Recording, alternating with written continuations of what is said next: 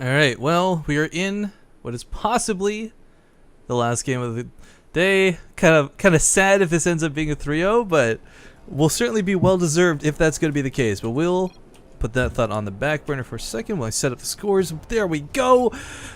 This is the ZOTAC Finals for the European Cup. Ladies and gentlemen, I am Rifkin, and it's been a pleasure broadcasting for you. I'm with Doom Esports, and it's not over yet. This is simply, potentially, the last game of the day. Spawning here in the upper right corner, securing a 2-0 lead over his opponent. It is Empire's Happy. His opponent, I've introduced him each time, and he has lost each time. Let's see if he can turn around on Frost. The other Empire Terran in the blue trunks, none other than Kass. Do you want to like rewind and trade the introductions? But let's put the polls on the screen. Let's see what this looks like. So far, looks to be 8 votes in the favor of Happy, 5 people cheering for Kass, Right. a 62-38% split. Well, it's easy to root for the front runner, but a couple of people joining the Kass bandwagon here, or maybe not the bandwagon, maybe just the regular old wagon. Happy's got the bandwagon followers. Kass needs the support wagon right now, dude. He is. Yes, seriously. Can we get like a medevac on wheels rolled up in front of his house or something? I just don't even know what to say to that. Like, but no, actually, kind of curious to bring up the medevac thing because we see Kass going for this double Viking production, and really just getting screwed on the blue flame on the ground. And I'm wondering if like he's recognized that this isn't working, or if this is something Happy's doing counterintuitively because he knows precisely the way Kass is going to play against him. I mean, teammates theorize, they might not practice all the time, but they probably theorize builds, what is the optimal TVT thing to do, and if they've done that before, they know precisely what each other are probably thinking. Yeah, it definitely goes back as well to just, people saying that Happy's the type of player who only has one build in the matchup. But we see evidenced by the first 2 games, he's able to switch it up and make small variations, at least in TVT, that work in his favor, greatly in his favor. Well, Reapers are going to be coming out initially once again. We'll see if we get that very awkward, scrappy dogfight that we saw last time. It's possible. I think Kass is going to play, I want to say, a little more conservative this game, especially picking Frost, one of the bigger maps. I think he wants to basically say, if I can't beat Happy with my pure skill set, with the things that I excel at in this game, then, well, I might just not deserve to win. But if he does get that moral victory in this tournament format, that could really push him forward in the next possible games that could happen here. But, if Happy just continues to do what he does and wins, that could just be the nail in the coffin for Kass to just say, hey, you deserve to win, you got it. Just take the 100 EU and let me go cry in a corner somewhere and practice my TVT. I don't think Kass is a guy who would quit like that, though, Doom. I mean, that's... No. Well, quick Hellions coming out once again. Nothing too surprising in this regard. Happy, of course, kind of finds his... first blood? Oh, shoot, did I miss it? I'm sorry, I was looking across the field. But I was going to say, Happy actually missed the scouting in an awkward way, I should say. I've also had no protection tab up because I'm a terrible broadcaster. I'm exhausted, but look at the field right now. He kind of came towards the lower left and then walked away from it. So, kind of an awkward scout path coming out of Happy. And that's what I was... Well, that's what I was preoccupied with. That's why I missed first blood, and that's why I'm terrible, I admit it. But yeah, I was a little curious on why that happened, but... I don't know. I think it's because he's going for a Banshee build maybe this game? Finally, we're going to see Banshees come on the field. But Kass is someone who has every game had that Viking count, and will, looks like, once again, have that Viking count on the field. So the Banshee, this might be a pretty bad build out of Happy, to be honest.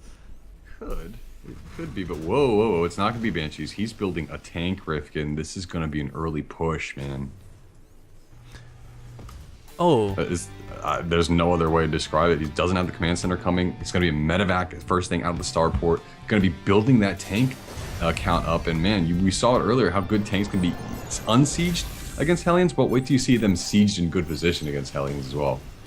Yeah, Hellions are very quick. They can't close that gap, but they will take the damage in between. And the splash damage is always good to have no matter what. But the one thing to fear is, of course, the Marines. They're not going to protect the tank as much as they would against other Marines. The Hellions will rip right through these. Hellions, of course, even without upgrades, have bonus versus light, 14 damage a shot, get in, get out, tickle the Marines, and in about 3 or 4 waves, you've killed all the Marines. I really like the positioning that Happy had on his Reapers there to see if anything sneaky was going to come up the ramp from the northern position there. He's got his tanks and Marines positioned to the southern portion of his ramp. And he was escorting those 2 Reapers out there with the medevac to the watchtower in the event that those 2 Reapers for Koss were still sitting there. But Koss has wisely pulled back, continuing to get his heli count up. And you're right, I don't know if the Marines can really go toe-to-toe with the Hellions, but with more and more medevacs, that could change the case. But I guess, okay, Happy's going for Vikings follow-up to get some type of air advantage. But how effective is that going to be against the ever-growing number of Vikings for Koss on his side of the field? I don't know, it's kind of awkward because Happy is playing, like, okay, so he beat Cass 2 times with similar builds. And this is one of those situations where you ask, if it's not broken, don't fix it, right? And so he's going for this completely different build. Oh my god. That I fear might not work out the same way, but whoa, siege tank drop. What? What the know. what? I don't know. Okay, well, doing a bit of micro with it, some hot pickups, if you will. Not sure what he wanted to do with that. SCVs are here to get repaired. We'll keep the tank alive. Oof. Pretty slick drop micro initially, but here comes the Vikings, so gonna be forced to back up. Siege tanks will probably not siege up here because, of course, on siege they attack so quick and they pack a punch. So even against light units, siege tanks can be very effective. Here come a lot more SCVs too, Rifkin. This is an all-in if I've ever seen it before, and Happy's going to try to make it work. Well, he's at least going to knock his opponent out of the natural. But the big thing, of course, we see a Banshee coming out of Koss. No cloak associated with this, but Happy actually pulling his own SCVs as well. The splash damage of the tanks versus the splash damage of the Hellions. Who will reign supreme is going to be the big question. Tanks are going to play such a huge factor here. That Banshee definitely going to play a factor as well. One of the most awkward things you'll ever see is a Viking walking across the field. But here we go. SCVs pulled from Koss. I think Koss can do this. He should be able to break this. Happy is gonna, with the tanks barely go through. No, with a couple Vikings, he should be able to lift up and drop right on top of the tanks and clear this up. But yeah, no more Marines left. Lifts up the Viking, and actually both players had a bit of a wash, losing a ton of workers on each side of the field. But of course, Happy losing a little bit more off of one base, and simply because of this very awkward, decisive choice to go across the field. I think Koss may win this game. He's ahead economically. He's got an entire base up of his opponents. I mean, there's 14, 19 SCVs on the field. This is not looking too great for Happy. There's no command center on the way from Happy, so if he didn't work the first time, he's going to try to make it work again. Koss has dumped 400 minerals into an additional command center, so his army supply will not be as large as a player who's going to be continuously building units in the form that Happy's doing here. He's also throwing down an engineering bay. I don't know if this is in response to the Banshee, but there we go. Big SCV pull coming. This is going to be the last and final push for Happy in the game. Can he make it work, Rifkin? I don't know, dude. That first one was pretty dicey, and he barely traded out. Now there's a Raven on the field. Auto turrets, of course, got super high priority, or you could just go for a secret missile straight up. I mean, did he keep the Banshee alive? Oh, yeah, but Koss kept the Banshee alive, actually. So this could be quite advantageous if he could pick off the siege tanks. Not that it'll be easy with the one Viking with no health and the Marines guarding it. Well, if he's got those SCVs on auto repair, and they heal those tanks effectively while taking down the Hellion count, I don't know if there's going to be anything to contest against them. Hellions by themselves are not the best against tanks, but in packs, they can definitely work effectively there. As you mentioned before, Seeker Missile is available to Koss at this point. And here we go. Huh.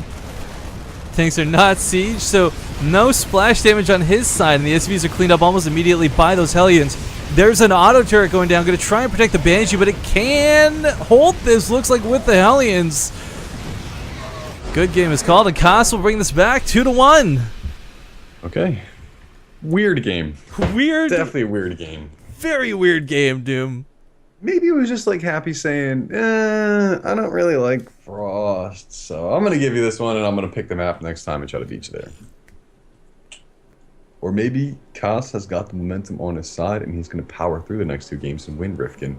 Who knows at this point? I don't know, but I'm taking the biggest stretch in the world right now. It feels so good.